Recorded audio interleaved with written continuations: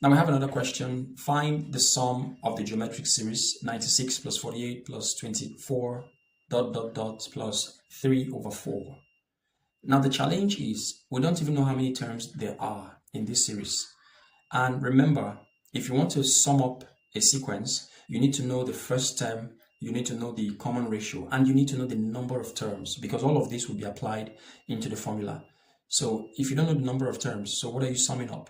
Well, that doesn't mean this question is difficult, because they dropped a clue. And what's the clue? This very last term. So how does this help? Well, if we are asked to sum up the geometric series, that means they're asking us to sum up all the terms in this series. So in order for us to find our n, which is the only thing that we really need to move ahead, we just need to know how many terms are in this series. And since we have a term here for that last term, then we simply just need to apply the formula for finding the nth term of a GP to find that very last term. So that's the first thing we're going to do. Okay, now let's identify our first term. Our first term is 96, and our common ratio is 48 over 96, which is 1 over 2. All right. So with this information, we're going to find what the nth term of this particular sequence is. And we're going to use the formula for calculating the nth term of a GP, which is Tn equals AR raised to the power of n minus 1. Now, what's our A? Our A is 96. And our R is 1 over 2 raised to the power of n minus 1. And it is equals 3 over 4. So this makes it clear that whatever you're going to find as this position, this very n, tells you which particular term this number is occupying. So now let's solve this. We have 96. So I'm going to divide both sides by 96 so that this my 1 over 2 raised to the power n over 1, n minus 1 can stand alone. So that becomes this divided by 96 and this divided by 96. So this cancels out, and what we have is 1 over 2 all raised to the power of n minus 1 equals 3 over 4, so times 1 over 96. Now we're going to further simplify that, and if we do, we're going to be having 1 over 2 all raised to the power n minus 1 equals 3 goes into itself once, and 3 goes into 96 32 times. And that gives us 1 over 32 times 4 is 128. Okay, so we have 1 over 2 raised to the power n minus 1 equals 1 over 128. So we need to have a focus when we're solving in order to make our work easier. Now you see you have 1 over 2 here, right? And it's raised to a power.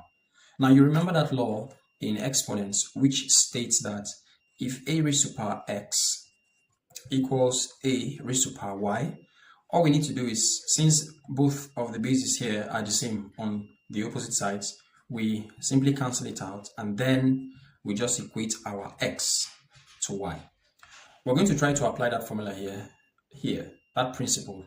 So we ask ourselves, is there any way we could make this side, the left-hand side, look like the right-hand side in terms of the basis? And the answer is yes, because I could make this to become 2 raised to a power. And what is that power? 7. So 1 over 28 is the same as 2 raised to the power of 7. So I'm going to come down here. I have my 1 over 2 raised to the power of n minus 1 equals 1 over 2 raised to the power of 7. Now you remember, even if I have 1 times 1 times 1 into 7 places, it still gives me 1. So suffice it to say that I could also say 1 raised to the power 7, which is the same as 1. Now what's the significance of this?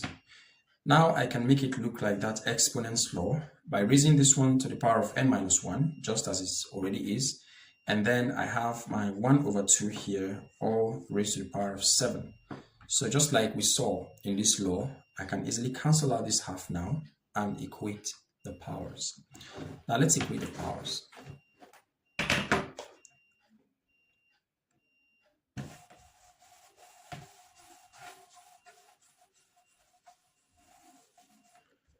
So when you equate the powers, what you have is n minus 1 equals 7.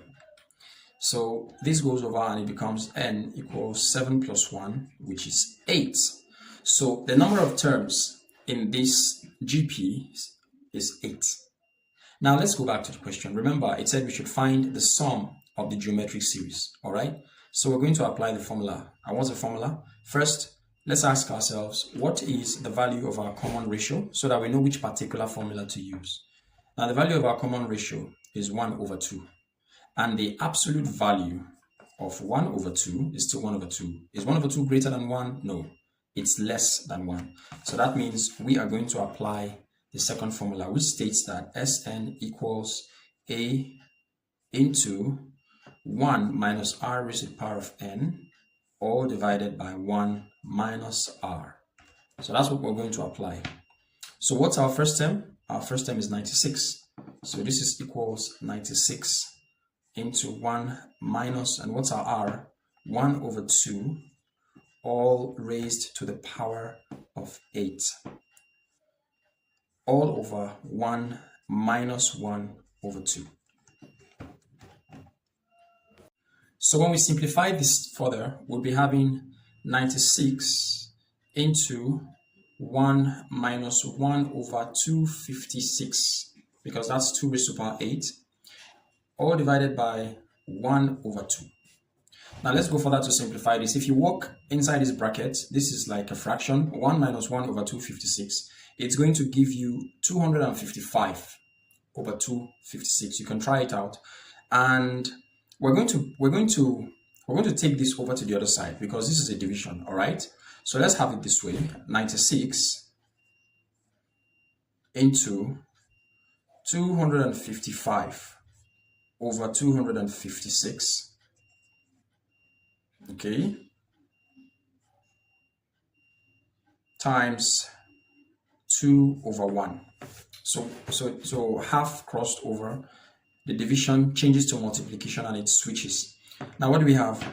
So let's do some cancellations. Remember that this is a multiplication, right? So if 32 goes into 96, it goes 3 times, and 32 goes into 256 8 times. Okay, and so what we have now, 2 goes into itself once, and 2 goes into 8 4 times. So we now have, so this becomes 3 times 255 over 4. And that gives us 3 times 255 is going to give you 765 divided by 4. When 4 goes into 765, it goes 191 times and 1 over 4. And that is our final answer.